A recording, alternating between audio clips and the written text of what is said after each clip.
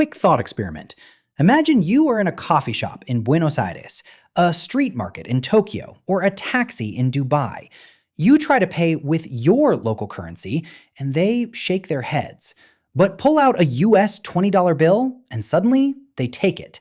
The US dollar is the ultimate VIP pass of the global economy. Almost everyone explains this by saying, well, the US has the biggest economy, or they have the strongest military. But that's not the real engine keeping the dollar on top. In fact, the dollar hasn't been backed by gold for over 50 years. Instead, its superpower comes from a secret deal made in the 1970s. A deal that quietly tied the value of that green paper to something every single country on Earth desperately needs to survive. Not gold, crude oil. Today, we're going to look at the petrodollar system. We'll see how oil made the US dollar unstoppable, and why, right now, that 50-year system is starting to crack. To understand how we got here, we have to look at what happened right before it. Before 1971, the dollar had a different kind of superpower.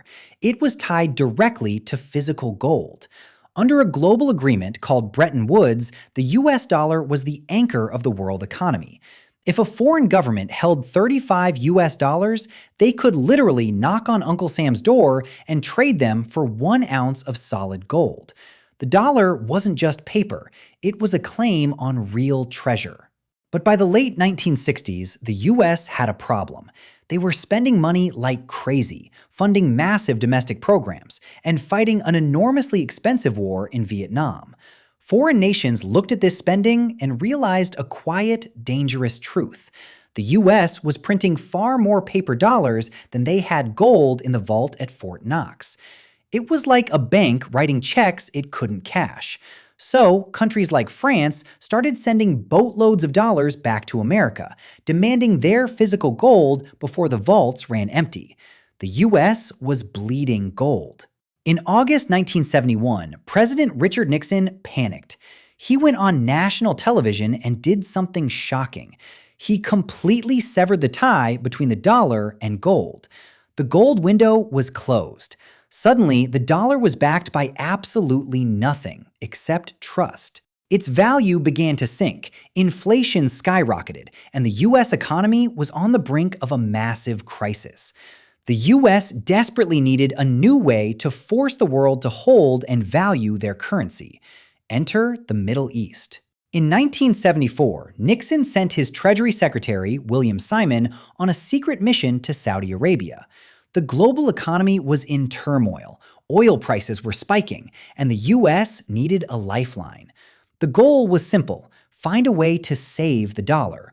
What they came up with was a legendary, historic handshake, a perfect you scratch my back, I scratch yours scenario.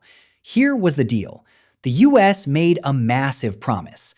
We will provide absolute military protection for the Saudi kingdom, sell you our most advanced weapons, and guarantee the safety of your oil fields.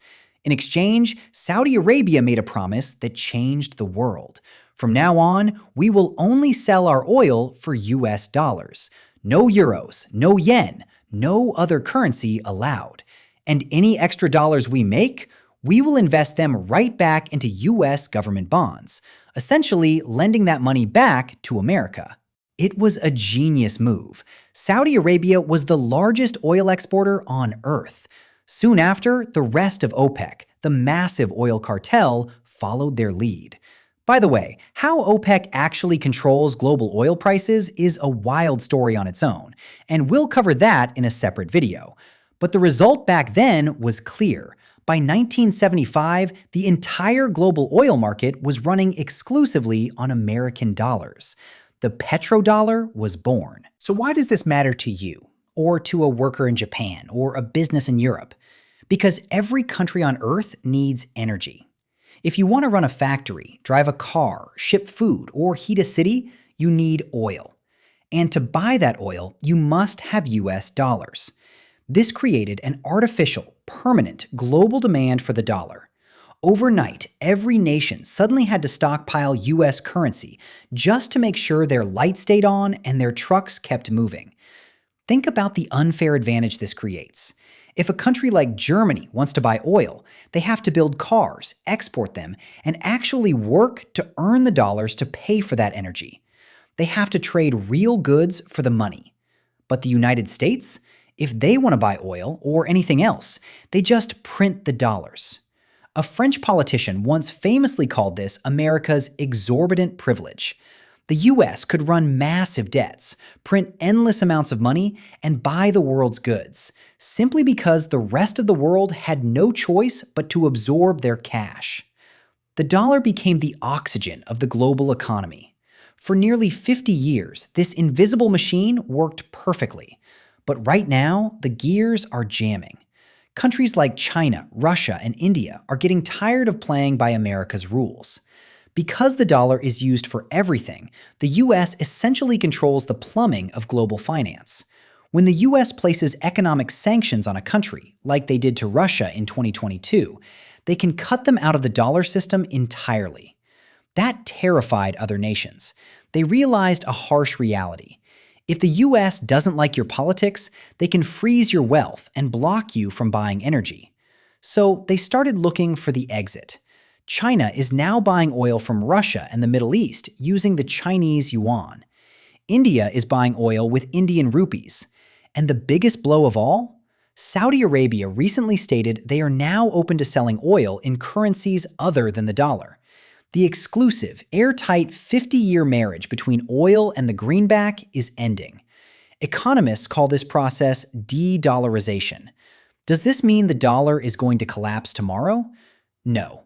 It is still deeply embedded in the global financial system.